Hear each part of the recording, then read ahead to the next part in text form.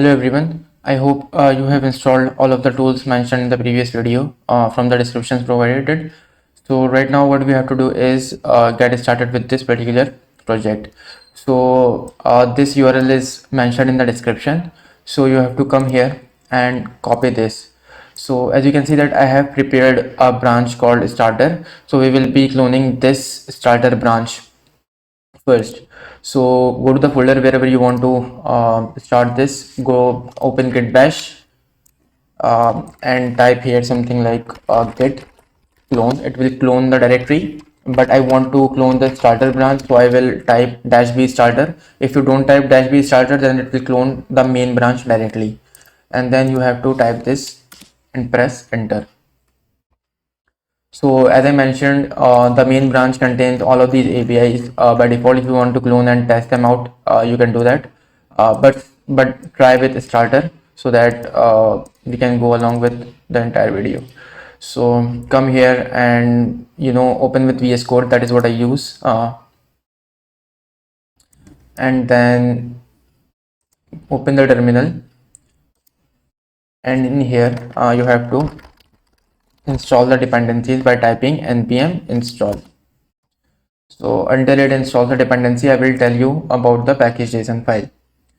So package.json files includes all of the main dependencies as well as development dependencies required to run or run the project. So currently we are using Nestjs common of 10.0.0, core is 10.0.0, and for my starter branch I have included these libraries, which is Nestjs common 10.0.2, class transformer and class validator. These are used for validation purpose, and this is Mongoose main package. So these are the main and important packages that we will be using.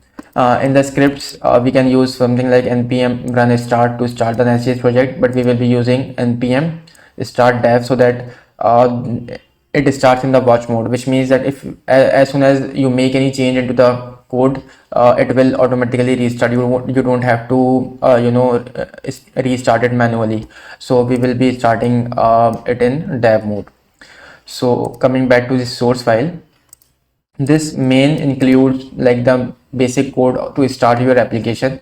So factory is some sort of design pattern for kind of a creation design pattern. So if you want to change your port from 6000 to any other port, you can do that over here as well.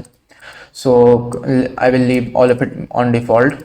Other than that, this is app module. Okay, so app module comes by default. It is like the root module of your entire application.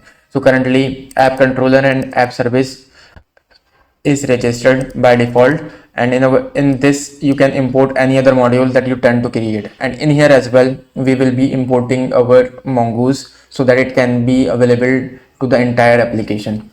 So controller in Nest.js is used for endpoints. For example, get endpoint, post, get request, post request, put, patch, delete, or whatever you want to do.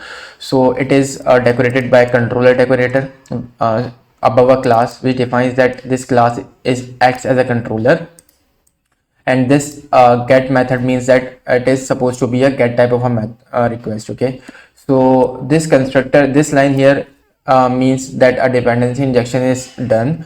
So app service is injected into this controller, which means all of the methods which are publicly available can be accessed through something like this dot app service dot the method's name.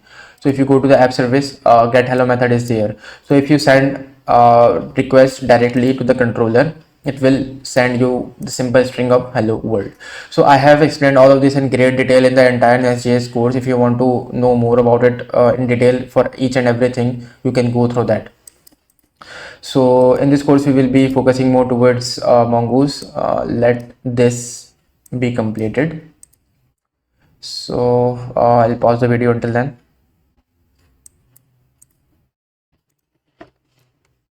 Okay, so the dependencies are installed. So now you have to type npm run start dev, the script that I showed you earlier. The reason I skimmed very quickly through the entire structure is because it is the default structure of Nest.js, and you should have a basic knowledge of how the Nest.js the framework works, like just a very basic of it. If you don't, like I said, you can refer to any of the course or my course so that you can just know how Nest.js works.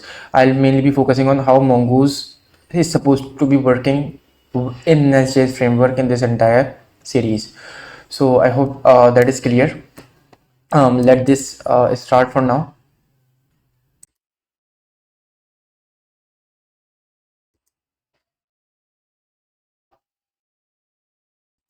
So as you can see, it is starting in watch mode and it has found 0 errors, and it is watching for the file changes. So you have to have installed Postman as well. If you don't want to install Postman, you can use another tool like Insomnia, or maybe any client-side tool that is used to send HTTP requests. So in Postman, if you click plus, it will allow you to create something like this.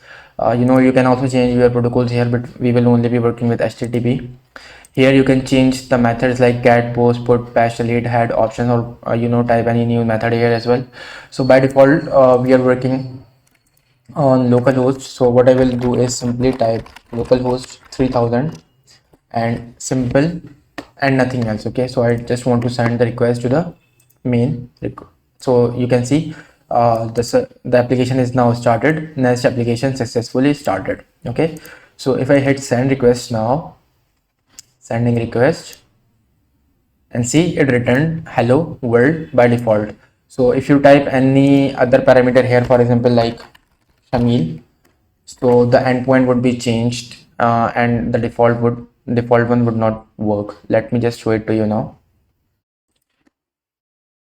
So the files are changed now, and if I go to my Postman and hit send, it will probably not be able to find the endpoint. See, because the endpoint is now Shamil, something like this.